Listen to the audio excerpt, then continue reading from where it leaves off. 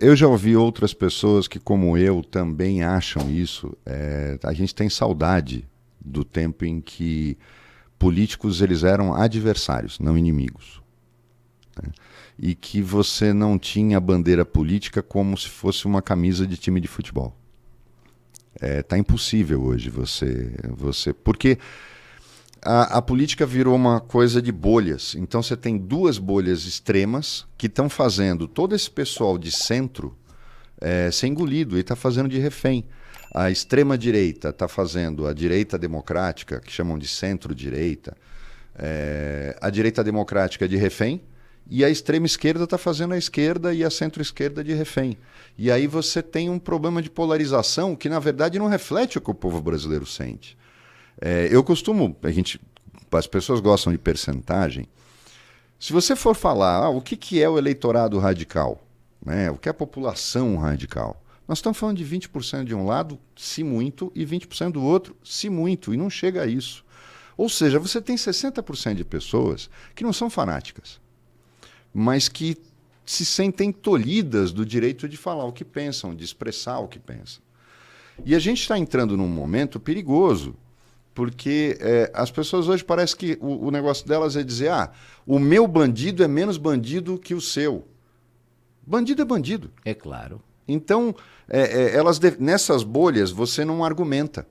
Porque se você pensa diferente, você está excluído da bolha. E ela é muito violenta, e ela tenta cooptar essa direita democrática, que é muito maior e que aceita o contraditório, de uma forma muito perigosa, o que a gente está vendo agora. A eleição de São Paulo é um exemplo, né? Você tem um candidato de centro-direita, como o Ricardo Nunes, um cara que a máquina caiu no colo dele com a morte do Bruno Covas, mas ele virou refém da extrema-direita, que fica batendo nele e acusando o tempo todo, e ele sabe que ele precisa dela para ganhar a eleição. Da mesma forma, o Boulos, que ninguém vai dizer que um cara que tem a formação dele, a história familiar dele, é um cara de extrema esquerda. Ele repete bordões de extrema esquerda, mas a extrema esquerda transforma a esquerda democrática de refém também, faz ela de refém. Então você fica com um discurso polarizado que não abre espaço para uma coisa que é o que a gente precisa, que é o Brasil ir para frente. O Brasil está marcando passo. Nunca, né, cara? Nós estamos marcando passo e o pior, cada vez mais a perspectiva de ir para frente está ficando distante. Puxa, mas é um caso complicado a política brasileira, porque é como eu sempre digo, na minha visão de política, né? As pessoas estão fazendo política também de profissão, né? Antigamente, a ideia da política era pegar um empresário da sociedade que tinha capacidade de gerir, e aí eles iam lá para poder ser um candidato, e as pessoas hoje em dia entram. Você concorda com esse negócio da pessoa se candidatar e candidatar de novo e candidatar de novo e nunca mais sair da política?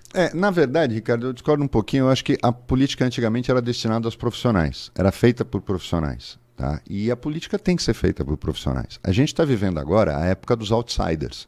Alguns nem tanto. Por exemplo, muita gente encarou o Bolsonaro como um outsider, mas na verdade porque ele fazia parte de um extrato político medíocre. O Bolsonaro ficou 18 anos na Câmara no baixo clero. Era aquele deputado absolutamente irrelevante. Ele foi da base de apoio do Lula.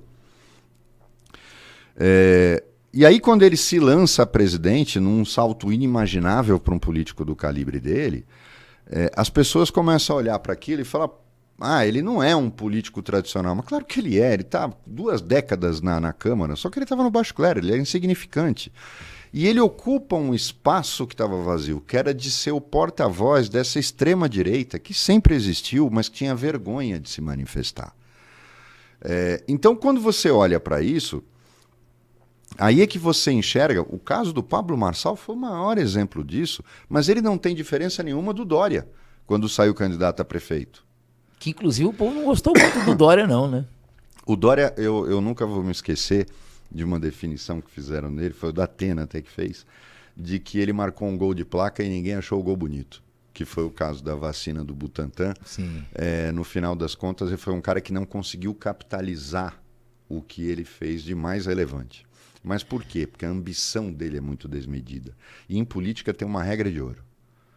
O cara pode roubar, o cara pode mudar de partido, o cara pode ser fisiológico, só não pode trair as promessas que ele faz. E o Dória se comprometia às coisas e voltava atrás, porque a ambição dele era desmedida. Então aí ele primeiro tenta atrair o Geraldo Alckmin, achando que ele podia ser candidato a presidente. Isso nós estamos falando de 2018. Não dá certo, mas ele trai o Geraldo Alckmin e rompe com ele. Aí ele trai o compromisso que ele tinha com o Márcio França e se lança candidato a governador. Quer dizer, ele só rompe compromissos. E ele ia romper mais um nas vésperas da campanha de 2022, quando ele desistiu de ser candidato a presidente. Ele ia romper o acordo que ele tinha com o Rodrigo Garcia e ia sair candidato à reeleição. Só que ele foi ameaçado. Falou, faz isso que o teu impeachment entra amanhã na Assembleia Legislativa. E aí ele ficou quieto e saiu da política. E, infelizmente é uma coisa que acaba funcionando, às vezes só na base da ameaça, né? Sim, mas na política você não pode romper acordos. Você pode fazer tudo, você só não pode romper acordos. Você tem que ter palavra.